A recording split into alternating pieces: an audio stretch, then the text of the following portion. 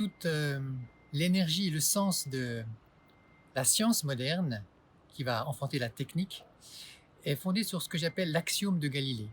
Galilée, dans un texte assez peu connu en 1623, il dit: l'univers est écrit en langage mathématique, et sous-entendu seulement en langage mathématique. Et ça va vraiment lancer cette incroyable aventure de la science, notamment fondée sur les mathématiques. Et 400 ans après, aujourd'hui, toute la démarche autour de l'intelligence artificielle et des algorithmes, c'est comme une réalisation de cette je dirais, promesse galiléenne. Sauf que le monde n'est peut-être pas seulement écrit en langage mathématique. En tous les cas, je pense que de plus en plus d'humains se sont remis à le croire, qu'il y a quelque chose qui échappe à la mathématisation du monde.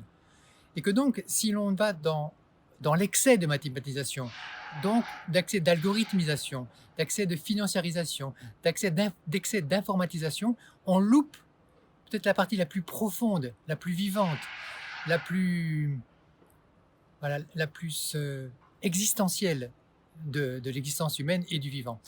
Donc l'attention à avoir, c'est que oui, il nous faut de la technique pour améliorer nos vies, mais il y a quelque chose qui lui échappe.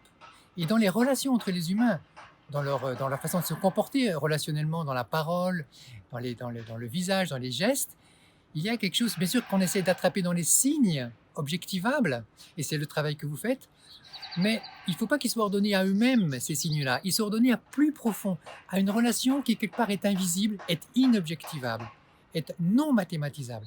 Et voilà, ne perdez pas ça de vue, sinon vous risquez d'être pris par la puissance technique autonome et qui réduit finalement les humains uniquement à leurs signes objectivables, et vous loupez ce qui est le fondement même de nos vies, pourquoi on est là et pourquoi on existe.